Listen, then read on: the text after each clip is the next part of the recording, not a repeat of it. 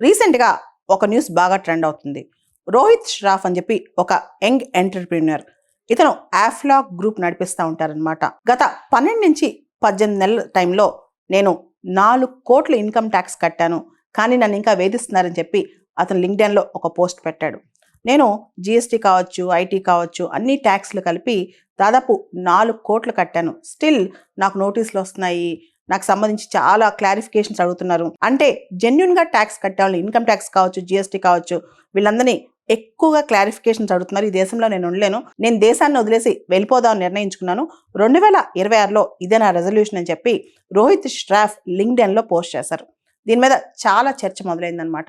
అంటే మన దేశంలో క్లారిఫికేషన్స్ కానీ, కంప్లైంట్స్ మెకానిజమ్స్ కానీ, ఆ స్ట్రక్చర్స్ వల్ల మేము ఉండలేకపోతున్నాం అని చెప్పి చాలా మంది పెద్ద పెద్ద ఎంటర్‌ప్రెన్యూర్స్ కావచ్చు, యంగ్ ఎంటర్‌ప్రెన్యూర్స్ కావచ్చు, బయట దేశాలకు వెళ్ళి బిజినెస్ స్టార్ట్ చేస్తున్నారు. ముఖ్యంగా దుబాయ్ కావచ్చు. దుబాయ్ లాంటి ప్లేసెస్‌లో గోల్డ్ వీసా అని చెప్పి ఎవరైతే ఇన్వెస్ట్మెంట్స్ చేస్తారో వాళ్ళకి వీసాలు ఇవ్వటం, చాలా బిజినెస్ ఫ్రెండ్లీ ఎన్విరాన్మెంట్ ఉండటం, అక్కడ లైఫ్ స్టైల్ బాగుండటం, అంతేకాకుండా ట్యాక్స్లు తక్కువ ఉండటం, వీటితో చాలా మంది అక్కడికి వెళ్ళి ఉండాలని, అక్కడికి వెళ్ళి అలాంటి ప్లేసెస్లో బిజినెస్ స్టార్ట్ చేయాలని కోరుకుంటున్నారనమాట.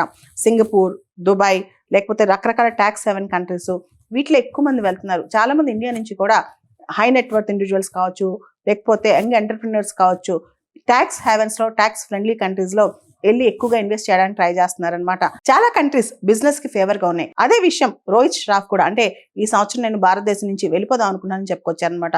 మనం చూస్తే కేవలం ట్యాక్స్ విషయంలోనే కాదు, క్లైమేట్ చేంజ్ అంటే వాతావరణం, పొల్యూషన్ ఇష్యూస్ కావచ్చు, లేకపోతే ఇతరత్ర అంశాలు అంటే లైఫ్ స్టైల్ కావచ్చు, క్వాలిటీ ఆఫ్ లివింగ్ కావచ్చు, చిల్డ్రన్ ఎడ్యుకేషన్ కావచ్చు, చాలా మంది పెద్ద పెద్ద వాళ్ళు ఇన్వెస్టర్స్, ఇండియన్ ఎంటర్‌ప్రెన్యూర్స్ బయటకు వెళ్తున్నారు. ఇలా వెళ్లకుండా ఆపే ప్రయత్నం మనం చేయాలి. అంటే మనం ఎవరైతే మన దేశంలో సంపద సృష్టిస్తున్నారో, ఎంప్లాయ్మెంట్ క్రియేట్ చేస్తున్నారో, మన దేశానికి వన్నె తెస్తున్నారో, లేదా మంచి మంచి ఈకో సిస్టమ్స్ క్రియేట్ చేసి ఇన్విజిబుల్ హ్యాండ్, ఆడమ్ స్మిత్ ఒక మాట చెప్తారు, ఒక మంచి ఈకో సిస్టమ్ తయారు చేసిన వాడు కింద చాలా మందికి వాళ్ళు అనుకోకపోయినా కేవలం వ్యాపారం చేస్తున్నా చాలా మందికి నీడనిస్తారు.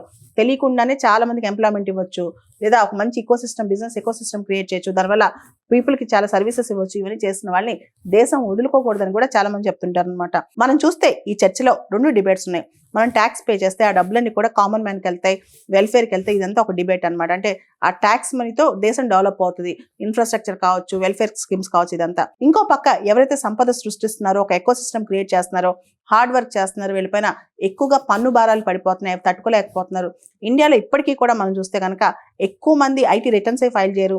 ఒక 6 to 7% ఇండియన్స్ రిటర్న్స్ ఫైల్ చేస్తారు. మనం చూస్తే కనుక ఒక 3% ఇండియన్స్ ట్యాక్స్ కడతారు. అలాంటప్పుడు ట్యాక్స్ కట్టే వాళ్ళపైన ఎక్కువ స్క్రూటినీ, ఎక్కువ పన్ను భారం ఉంటుందని చెప్పి కూడా చాలా మంది అభిప్రాయపడుతున్నారు అనమాట. ఇలాంటి అభిప్రాయమే రోహిత్ ష్రాఫ్ కూడా లింక్డ్ఇన్‌లో షేర్ చేశారు. తన యొక్క లింక్డ్ఇన్ పోస్ట్లో ఆఫ్లాక్ CEO రోహిత్ ష్రాఫ్ ఇంకొక మాట కూడా అన్నారు. ఎక్కువ ఈ ట్యాక్స్ కంప్లైంట్స్, ట్యాక్స్ బర్డెన్, ఈ ట్యాక్స్ ప్రెషర్ వల్ల ఎంటర్‌ప్రెన్యూర్స్ మీద ఒత్తిడి పడుతుంది. దానివల్ల కంట్రీ గ్రోత్ కూడా స్లో అవుతుంది. చాలా మంది అవన్నీ పక్కన పెట్టి వాళ్ళు ట్యాక్స్ కంప్లైంట్స్ గురించి ఎక్కువ ఆలోచిస్తారు, ఆ పనుల మీద ఎక్కువ ఉంటారు. అండ్ ఈ ప్రెషర్ వల్ల వాళ్ళు ఎక్కువ గ్రోత్ మీద ఫోకస్ చేయలేరు. కాబట్టి నేను బయటకు వెళ్ళిపోతున్నానని చెప్పి కూడా ఆయన చెప్పుకొచ్చారనమాట.